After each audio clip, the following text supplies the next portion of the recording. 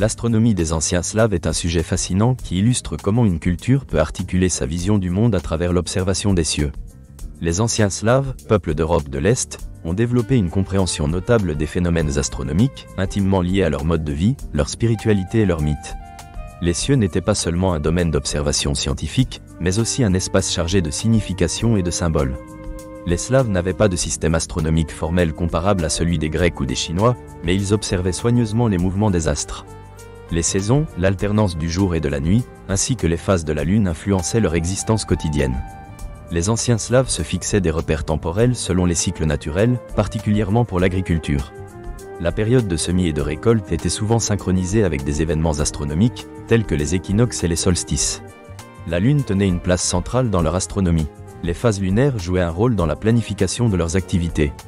La pleine lune était considérée comme un moment propice pour les récoltes, tandis que la nouvelle lune était souvent associée à des périodes de repos et de réflexion.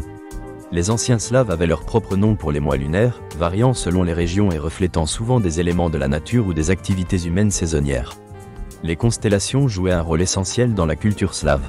Les anciens Slaves percevaient le ciel comme une immense toile d'histoire et de légende. Les étoiles étaient associées à des héros, des dieux et des événements mythologiques. Par exemple, la constellation de la Grande Ourse était souvent reliée à la figure d'un héros ou d'un animal légendaire.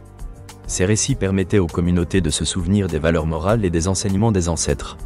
Les schémas célestes étaient intégrés dans les rituels religieux et les célébrations. Les cultes liés à la nature, tels que le solstice d'été ou d'hiver, incluaient des références au corps céleste. Les rituels mêlaient célébrations païennes et croyances animistes. Le soleil, par exemple, était vénéré comme une divinité représentant la force vitale. Sa trajectoire dans le ciel était associée à la vie, la mort et le renouveau. Les mythes liés aux astres expliquaient également les événements naturels. Les orages étaient souvent attribués à la colère des dieux, et les éclipses étaient perçus comme des signes annonciateurs de grands changements. Ces croyances témoignaient d'une nécessité de comprendre et de donner un sens aux phénomènes que les anciens Slaves ne pouvaient pas expliquer rationnellement. L'astronomie et la mythologie slave étaient indissociables. Chaque constellation et chaque phénomène céleste était chargé de récits expliquant l'univers et la place de l'homme au sein de celui-ci. Ce lien entre astronomie et mythologie permet d'apprécier non seulement l'ingéniosité d'un peuple dans ses observations, mais aussi sa créativité. La connaissance astronomique des anciens Slaves peut être inférée par leurs monuments et structures. Des sites archéologiques, tels que les cairns et les tumulus, ont été alignés avec des événements astronomiques, témoignant d'une compréhension géométrique du monde, intégrant la position des astres dans l'architecture de leur société. Les anciens textes slaves, même fragmentaires, regorgent de références célestes. Les premières chroniques, rédigées après l'adoption du christianisme, témoignent d'une transition où des éléments de l'astronomie païenne furent réinterprétés à la lumière des croyances chrétiennes. Malgré cette évolution, bon nombre de légendes astronomiques ont perduré à travers les âges, adaptant les anciennes croyances aux nouvelles narrations religieuses. L'importance de la nature et des astres dans la culture slave est préservée dans le folklore. Les contes et légendes sont remplis d'éléments célestes, de personnages voyageant entre les cieux et les sous-sols. Les cieux étaient perçus comme un reflet de la condition humaine, où les luttes et triomphes des mortels étaient mis en parallèle avec des événements célestes. Dans des domaines tels que l'agriculture, à travers le calendrier, les croyances demeurent présentes.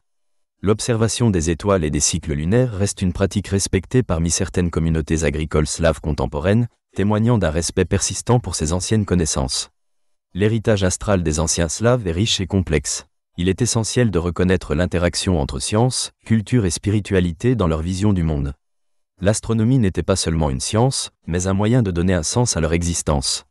L'astronomie des anciens Slaves offre une perspective unique sur la façon dont une culture interprète le monde qui l'entoure à travers les astres.